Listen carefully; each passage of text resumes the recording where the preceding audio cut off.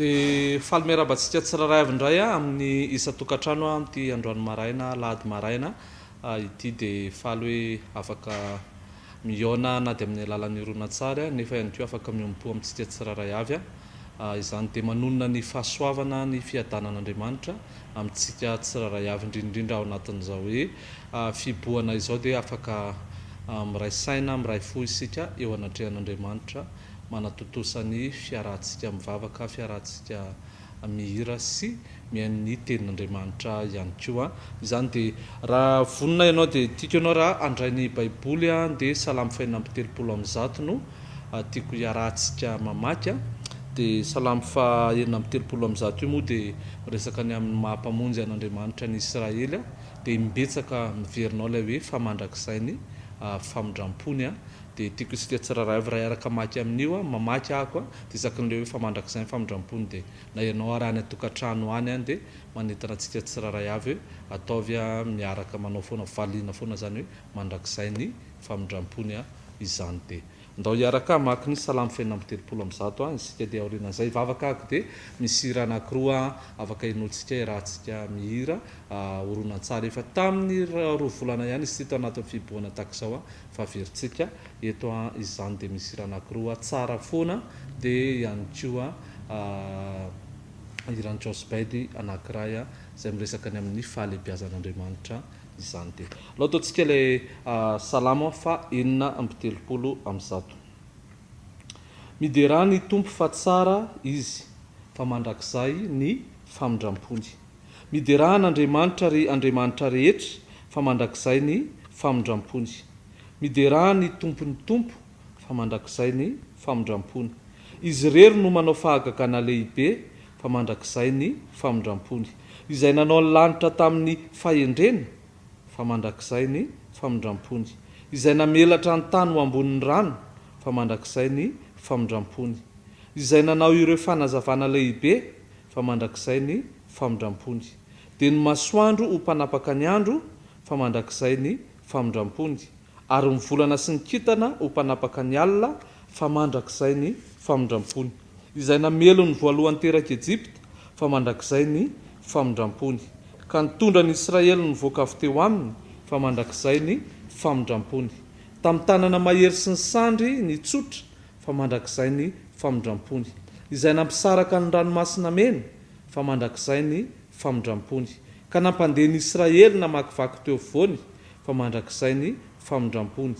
Fa nanary amin'ny Farao sy ny miaramila ny tao anatin'ny ranomasina mena fa mandrakizay ny famindram-pony. Izay nitondra ny olony ny tetin'ny tany efitra fa mandrakizay ny famindram-pony.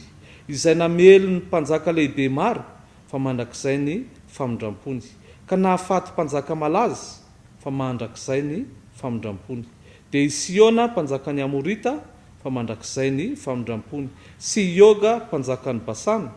fa mandrakizay ny famindram-pony. Ary nomeno lova ny taniny fa mandrakizay ny famindram-pony. Dia ho lovan'ny Israely mpanompony fa mandrakizay ny famindram-pony. Izay nahatsiaro atsika fony isika no ambaniny fa mandrakizay ny famindram-pony. Ka naneo hery namonjy atsika ho afaka tamin'ny fahavalontsika fa mandrakizay ny famindram-pony. Izay manome anina ny nofo rehetra fa mandrakizay ny famindram-pony. Mideran'Andriamanitra ny lanitra fa mandrakizay ny famindram-pony.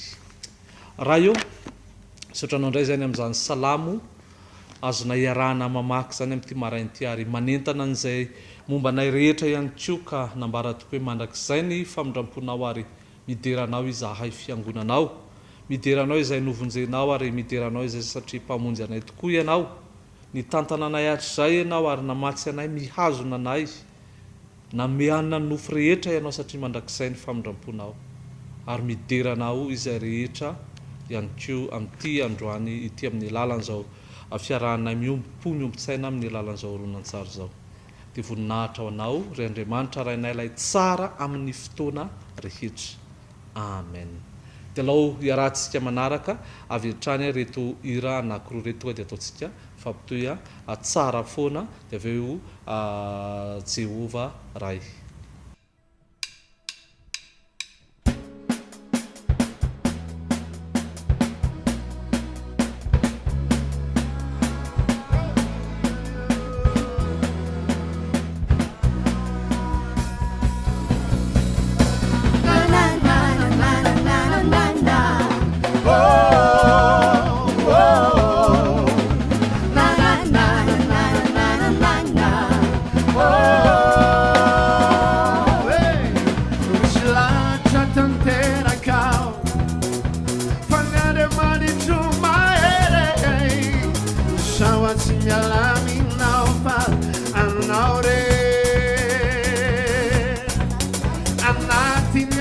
mizerico raresianao izy mondede zamdaveri kulasain zamanante faminjampuni fianzani pasoavagnatsarani simula fintitsy misy farany alay velanany tsy sotisa vavava isanandro vava karirondrirona foton tsara fô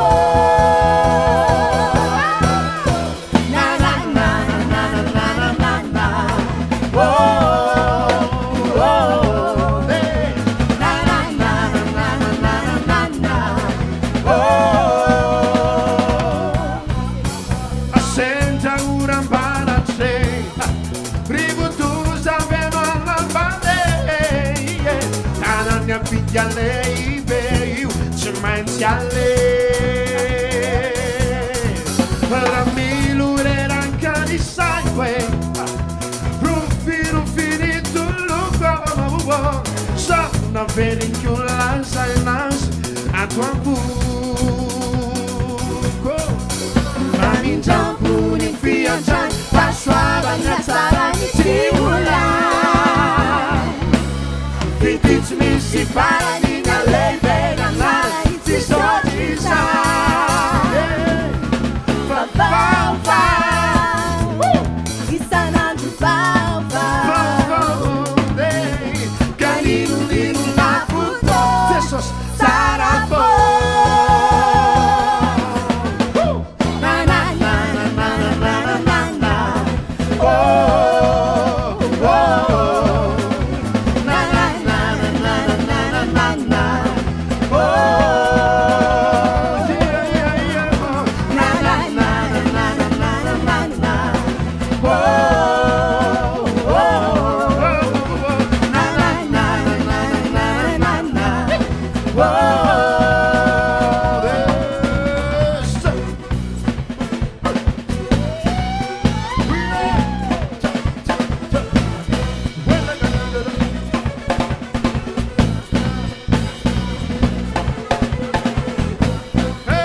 Faminjampuni fianzani Fansuavagnatsarani siulan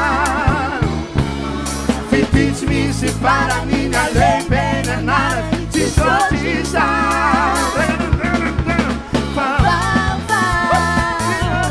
Isanandro fava Canino lino na futon sarafo Na na na na na na na Oh Na na na na na na na Oh Na na na na na na na Oh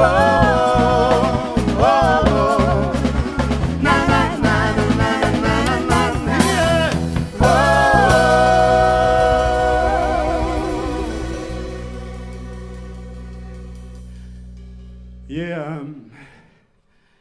Tsara foana Andriamanitra amin'ny fotoana rehetrarehetra mbola tsy niovany heriny mbola tsy niovany fahefany mbola tsy niovany fanapahany dia anatin'ity raha ray ity hanome voninahitra anazy tsika mbola hanome voninahitra hitohy hanome voninahitra anazy ihany tsika hibanjina no seza fiandrianan'Andriamanitra Jehovah ray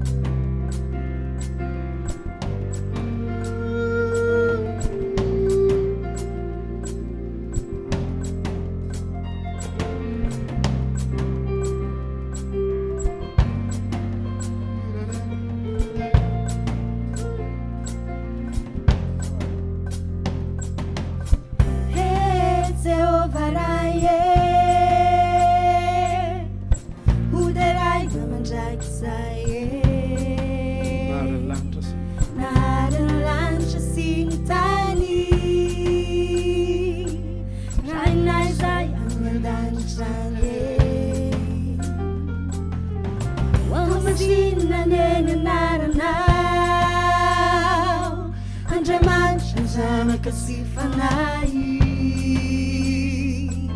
naharem zao itaretry zao uderaina mandraky say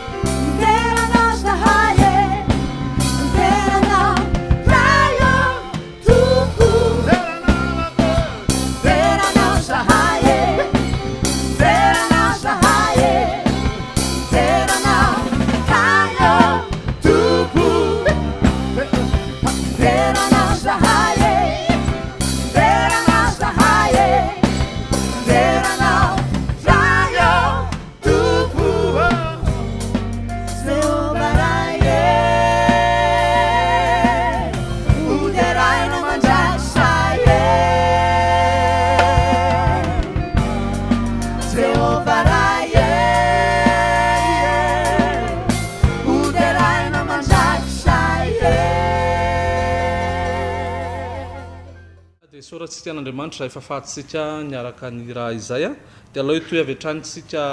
ndeha lalan'ny fiombonam-bavaka ihany koa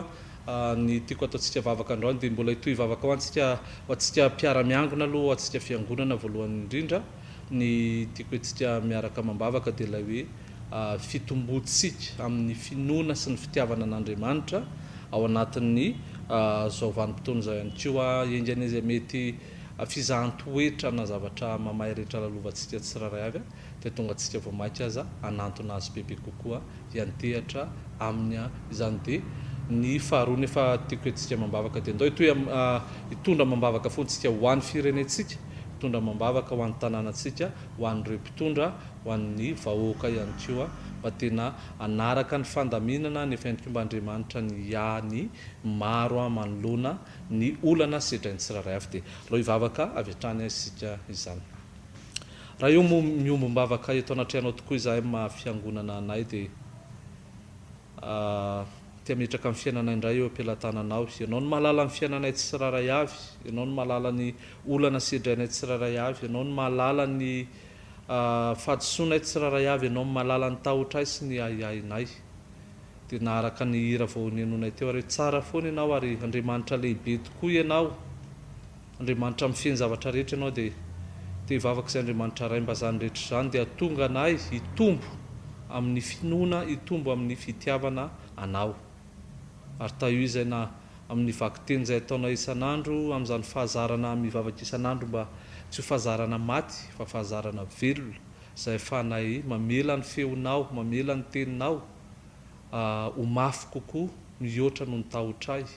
ary amela ny teninao hanafaka anay ny fahotanay ary tena mamela tokoa ny adisoanay, mamela ny elokay satria mpanota izahay. Dia mivavaka ihany koa izay ho an'ity firenenay ity izay nametrahanao anay, mivavaka ho an'ny tanànanay izay nametrahanao anay manoloana ny olana sedrainay indrindraindrindra amin'izao fotoana izao hoe ny fibohana, eo ihany koa ny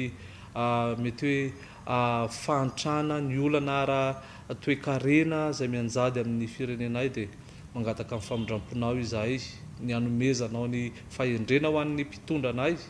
ny hanomezanao fahendrena ihany koa ho an'ny vahoaka. Dia indrindrindra ohatra ianao ny atsiaro ireo izay tena tsy manan-koanina, atsiaro ireo izay tena sahirana ary mahatsiaro foana ilay salamo novakianay tany amin'ny voalohany teo, ianao no manome hanina ny nofo rehetra dia tena hoe tsarovy ny vahoaka malagasy, tsarovy ireo vahoaka marobe eto amin'ity firenena ity mamondrafo amin'ny vahoaka malagasy ianao. Dia ho voninahitra ho anao reriany rainay dia amin'ny anaranao Jesosy Kristy ilay tompo sy mpamonjy anay ary tompo ny fiangonana no anaovanay izany vavaka izany. Amen. Dia isaorantsika n'Andriamanitra izay dia alao hiditra avy hatrany amin'ny vakiteny ary mampatsiahy antsika moa hoe ny vakitentsika amin'ny herinandro ity raha-pitso isika mamarana ny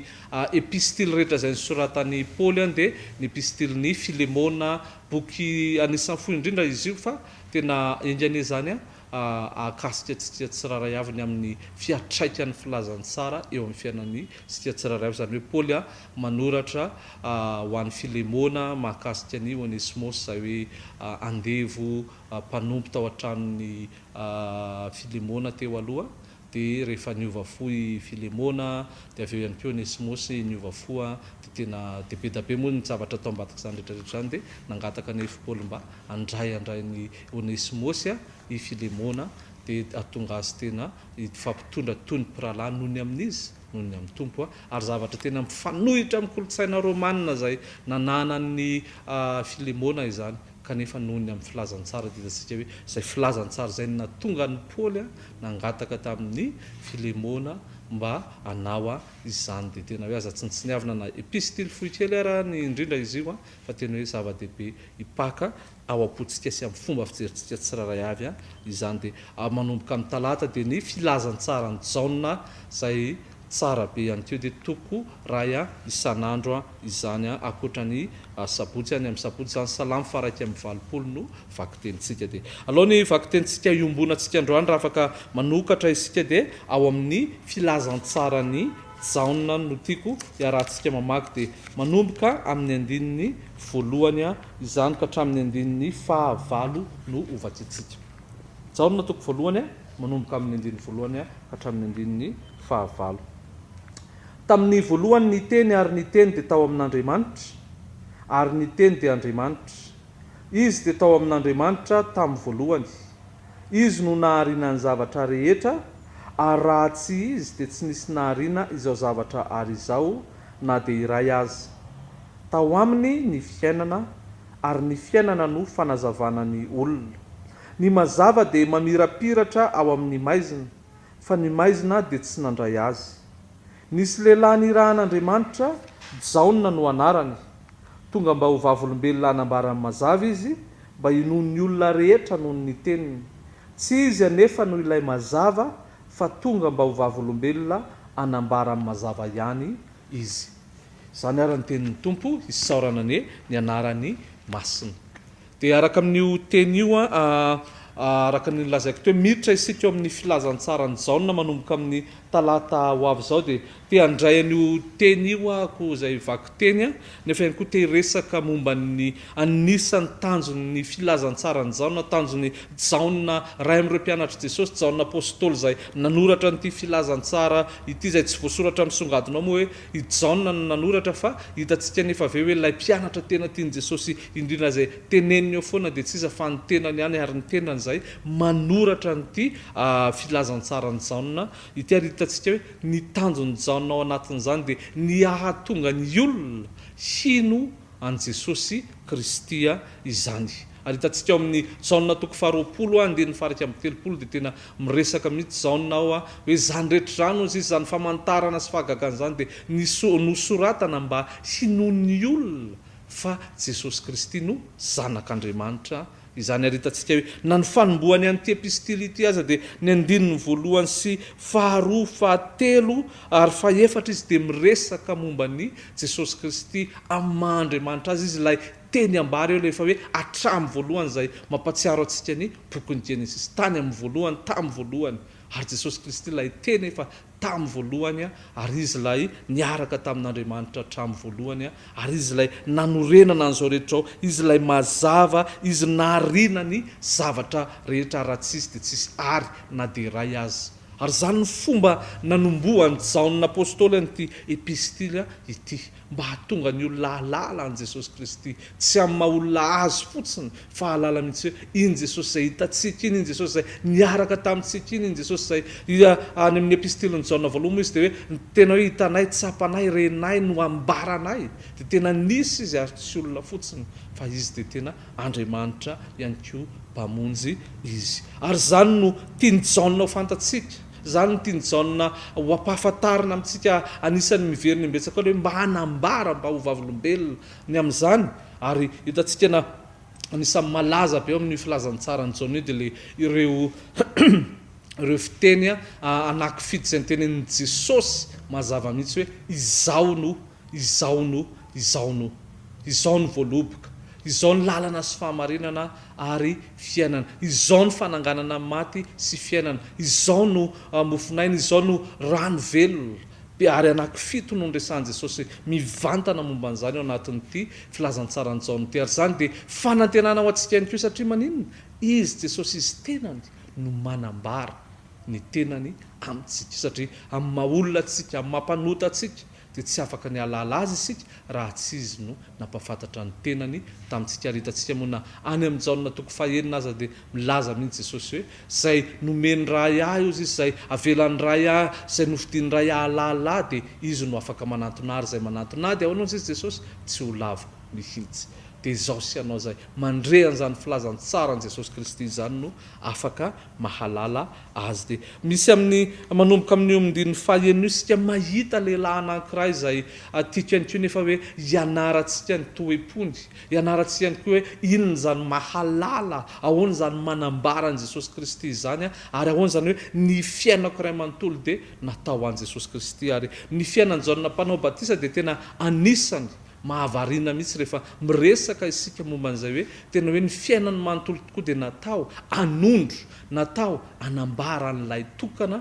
dia tsy iza fa Jesosy Kristy. Raha araka mivatitsika eo amin'ny 1 tamin'ny vaky tentsika teo hoe nisy lehilahy nirahan'Andriamanitra, Jaona no anarany. Tonga mba ho vavolombelona hanambara amin'ny mazava izy, mba hinony olona rehetra noho ny teniny. Tsy izy anefa ilay mazava, zany hoe ambarany tsara, tsy Jaona mpanao batisa nefa ilay mazava, fa izy fa tonga mba ho vavolombelona anambara ny mazava ihany izy. Ary hitantsika ihany koa ao amin'io toko voalohany io ihany, ao amin'io Jaona toko voalohany io dia mahita isika fa jaona dia mandaha mihitsy rehefa nanontaniana izy hoe fa ianao ve zany lay izy, ianao ve lay mesia sa izy ianao ve lay mpaminany sa izy ianao, dia manambara tsara mihitsy jaona hoe tsy izy no izy eo amin'ny andininy 7 dia jaona valony jaona azy hoe izao dia feo miantso mafy any an-tany efitra hoe ataovy mahitsy ny lalan'ny tompo arak'izay nolazainy Isaia mpaminany, ary manambara ihany izy avy eo manomboka eo amin'ny andininy 9 hoe namaly azy ireo jaona hoe izao dia manao batisa amin'ny rano fa eto aminareo misy iray izay tsy fantatrareo dia lay avy aorinako ary tsy mendrika amany fehikapany akory ao. Zany hoe jaona dia tena ny olona zany ny hevitra, ny olona ohatra ny to te hanompo to te hanaraka azy ny sasany amin'ireo fariseo sadoseo ihany koa nefa to liana ihany hoe to me mahazo olona, jaona manaraka azy me mahazo olona izy to ataony batisa me mandrosa ny zavatra ataony zany, dia manoloana an'izany rehetrarehetra nefa tsy nisitona ny olona ho an'ny tenany izy, tsy nisitona ny olona ho an'ny zavatra nataony fotsiny amin'izao izy, fa tena hoe nalala n'ilay hoe iza lay tena izy dia natao mba hanondro ny olona ho any amin'ny Jesosy Kristy. Ary hitantsika hoe zavatra tena niainany jaona izany, zavatra tena nambarany jaona zany, ary teo amin'ny asa fanompony manontolo mihitsiny dia tena nanambara ny amin'ny jaona izy nafoy ny amin'ny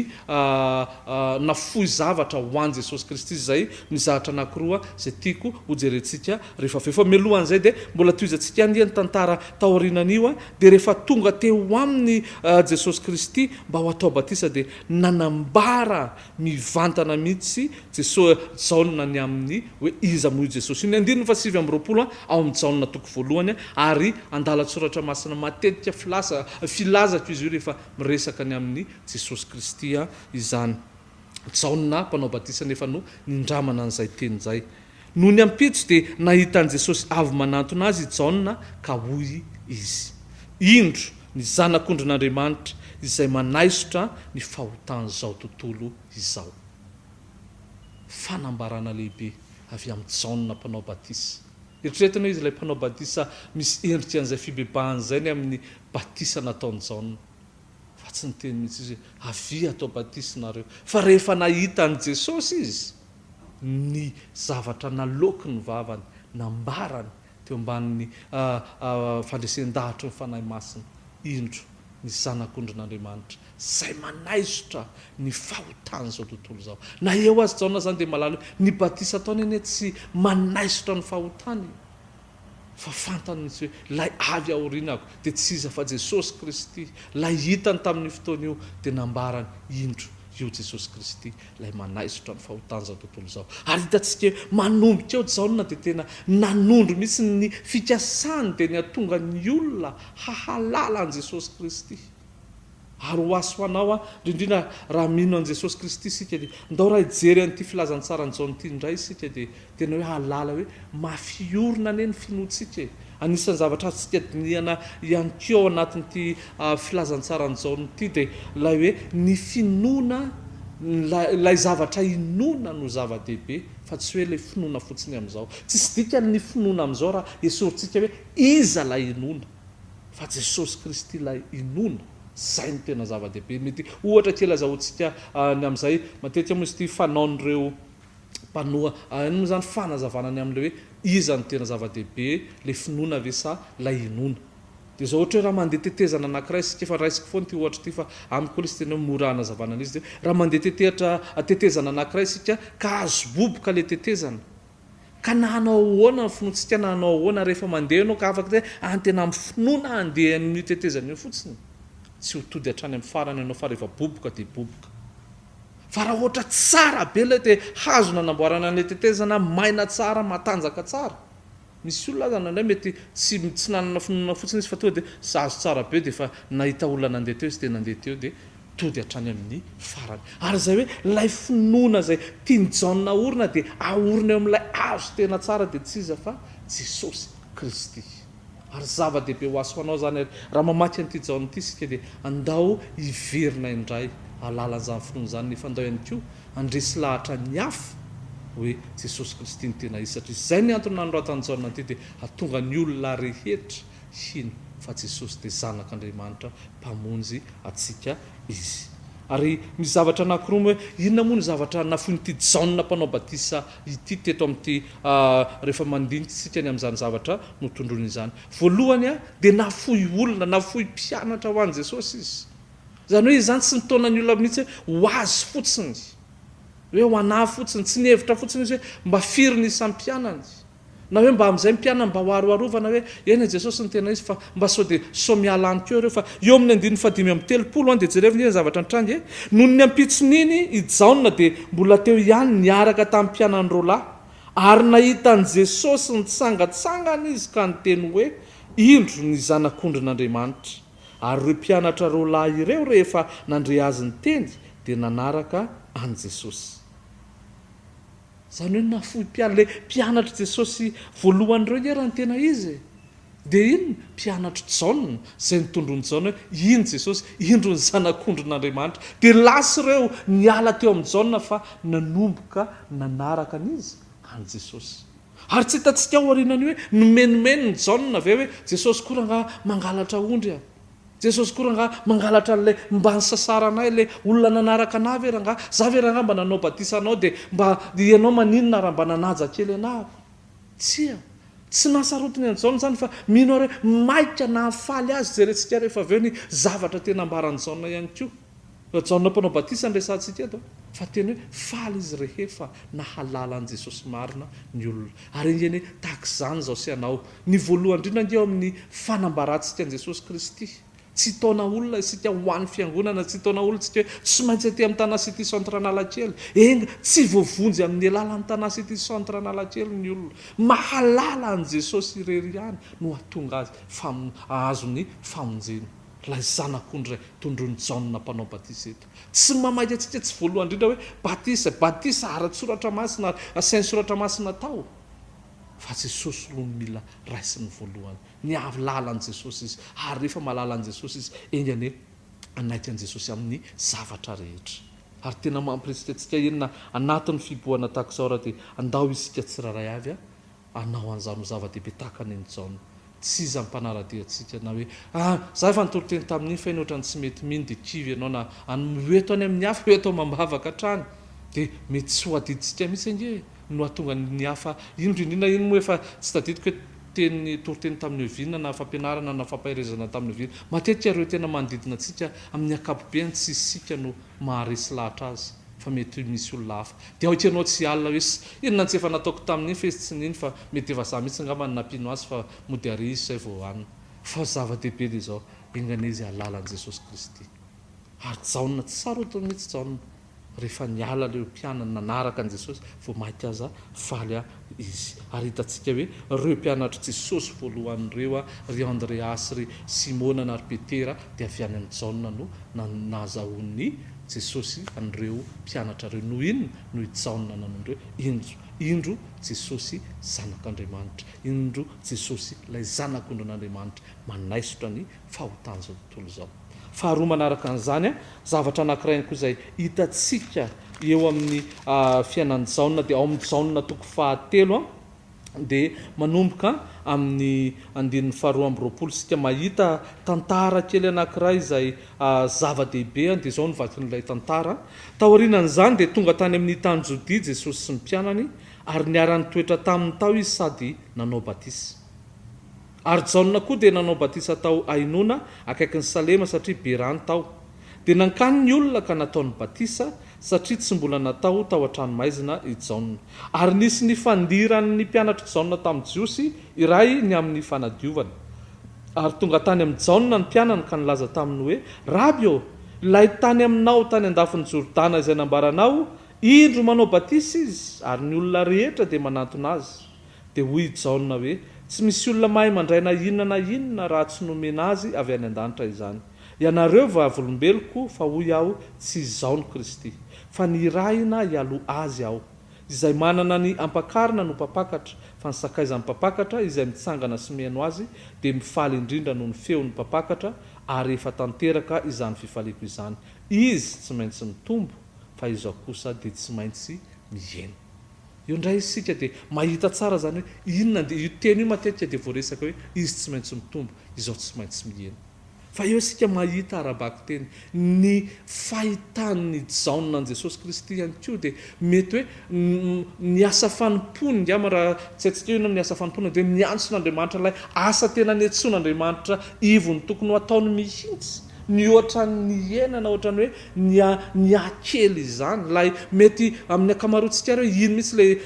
mahatonga an'ilay hoe maizy atsika lay ataontsika hoe identité atsika dia ohatrany hoe ny hena iny noho ny amin'izy noho ny amin'i Jesosy Kristy le hoe mahavariana eo amin'iny ohatra hoe jaonina mpanao batisa ina zany no tena ataony manao batisa zany anisan'ny zava-dehibe tena nahalalany olona azy dia tonga nefa Jesosy sy ny mpianany dia nanao batisa koa ny mpianatra Jesosy tao anatin'izany dia nanao batisa koa izy ireo tao anatin'izany dia hoe lasa betsaka ny olona natao batisa tany ihany koa dia gaga reto mpianatry jaonina ary mahavariana ny nanotenen'ny mpianatry jaonina le olona nambaranao iny zany hoe nandray ihany zany nandray ny fanambarany jaonina izy ireo fa tsy nandray fanambarany jaonina tsy nahalala hoe inona moa ny tiany jaonina resahana rehefa nambarany jaonina inona le nambarany jaonina tsy indro ny zanak'ondrin'Andriamanitra manaisotra ny fahotany zao tontolo izao tsy niteraka fiatraikany teo amin'izy ireo fa inona nanaraka any jaonina anjambany any jaonina foana fotsiny izay tsy hoe ratsy le nanaraka ny jaonina fa le hoe tsy nahalala nylay tondrony jaonina zay mbola mafisiny jaonina io nareo ne malala fa nambarako fa tsy zany Kristy lay aorianako inylay nambarako indy ary miteny izy hoe izy tsy maintsy mitombo fa izao tsy maintsy mihena enona lay zavatra mety atao hoe sarobidy teo io aminy any ko ary mety lay hoe tena tia mihitsy ny fanao ohatrany mety fiteny ngamany hoe ny hena nisan'ny olona mpanaraka azy miala tsy ny raha ampiasaiko hoe ny hena ngamany client na ny kelilany fa tsy nampaninina azy zany fa maika aza ny kely le izy dia izao nolazainy hoe izy Jesosy tsy maintsy mitombo izao tsy maintsy mihena ary indreny raha amakivaky an'ity filazany tsara zay nysoratany jaonina apôstôly ity sika mariako foana zay misy jaonina roa voaresaka foana anatin'ity toriteny ity ray ilay jaonina mpanao batisa zay tena ao anatin'ny reto tantara reto fa raha ilay jaonina nanoratra n'ity filazany tsara ity dia jaonina apôstôly jaonina mpianatra Jesosy dia engany miverina any amin'ilay teboka teo amin'izay hoe engany mba arak'izany mihitsy ny tanjony jaonina ihany koa dia rehefa mino azy isika dia ny anaiky an Jesosy amin'ny zavatra rehetra tahaka ny jaonina mpanao batisa eto izy tsy maintsy mitombo izao tsy maintsy mihena tsy ny asa fanompoko ny zava-dehibe tsy ny asako ny zava-dehibe fa rehefa ho azy zany rehetrarehetra any karaha ampandroso azy dia engany izy tsy maintsy mitombo izao tsy maintsy mihena ary raha fitiniko ngama dia jaonina mpanao batisa rehefa nahita an Jesosy Kristy izy dia izao ny fanambarany indro ny zanak'ondrin'Andriamanitra izay manaisotra ny fahotany zao tontolo izao ahoana ny fomba ny ainany jaonina mpanao batisa an'izany na ny mpianany azy dia tsy nitazonino any tenany fa natondrony hoe indro ny zanak'ondrin'Andriamanitra nisy roa lahy tamin'ny mpianany nandeha nanaraka any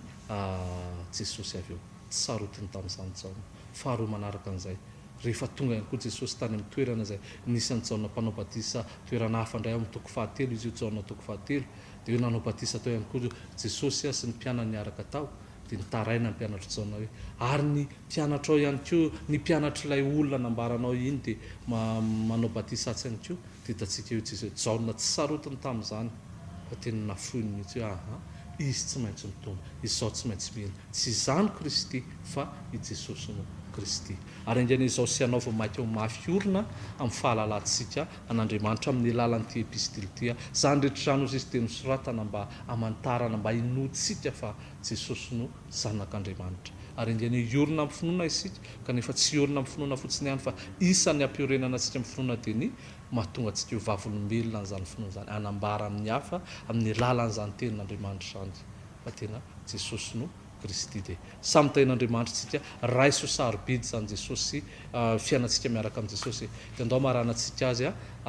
hivavaka ahako aloha dia misy raha hoe Jesosy vato fehizoro ihany koa nefany dia tena andao ambarantsika indray raha makivaky an'ity herinandro vaovao ity sika dia tena tetsodrano antsika tsiraray avy mihitsy hoe Jesosy ny vato fehizoro izy lay iorenantsika izy lay tena hoe tsy mandao atsika tsy mahafoy atsika izy amin'ny fotoana rehetra na inona amin'ny trano Jesosy Kristy dia miaraka amintsika azo anteherana azo antsoina amin'ny fotoana rehetra andriamantsika mpamonjy atsika ivavahantsika izy Andriamanitra ray misaotranao raha afaka namaky ny teninao indray afaka niaino ny teninao ary afaka nanambaran' Jesosy Kristy zanakao lay avy aminao lay natolotrao mpamonjy anay lay zanak'ondrin'Andriamanitra manaisitra ao fahotany zao tontolo zao raha izay ny voavela heloka dia nohony amin'i Jesosy Kristy zanakao zany ray fanainao masina ny ampiorina tonga nay halala n'izany fitiavana lehibe izany tsy halala amin'ny saina fotsiny fa halala amin'ny fitondratena ihany koa tena vavaka izay mba hitombo amin'izany dia aotianao ny tany herinandro nay tsy raray avy indray tena eo ampelantananao ny zany ray ary tena iorona fianao aminao hatrany zay Jesosy ianao lay miazona nay ao amin'ny jaona toko fahafolo ihany koa dia ianao lay milaza hoe tsy misy maharombaka zay ampelantananao dia tena aoka izay lalan'izany mihitsy hoe ianao ny miazona nay hatramin'ny farany dia indrany hitombo amin'ny fahalalananao izahay dia voninahitra anao rery ihany amen dia tahin'Andriamanitra tsika rehetra dia mbola misy raharay farany ty any Jesosy vato fehizoro izay no amaranantsika azy izany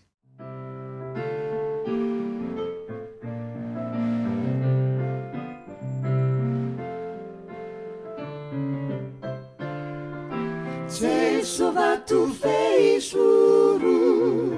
afatahotrany fo raha ianao no mampijoro sy ankinana tokoa vato fiorenanay Jesosy zanakiny avo vato fialofanay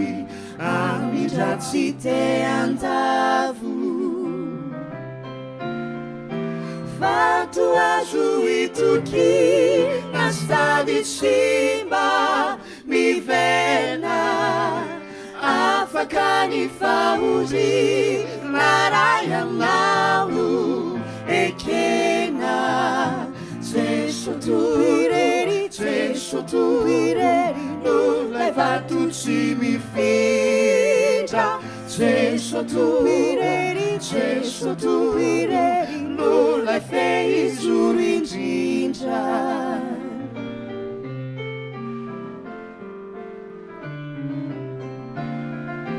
Jesosy vato fehizoro mampisinda ai fa mandresy orooro manatanjaka fanay ory vato tsara paika say mandray anao ampo de mijoro tsy miraika minoniona manjo vato azo itoky na sady simba mivena afaka ny fahoriana ray anao ekena Jesosy toirery Jesosy toirery lay vato tsy mifindra Jesosy toirery Jesosy toirery lay fehizoro indrindra vato azo itoky na sady simba mivena afaka ny fahoriana ray anao ekena Jesosy toirery Jesosy toirery lay vato tsy mifindra Jesosy toirery Jesosy toirery lay fehizoro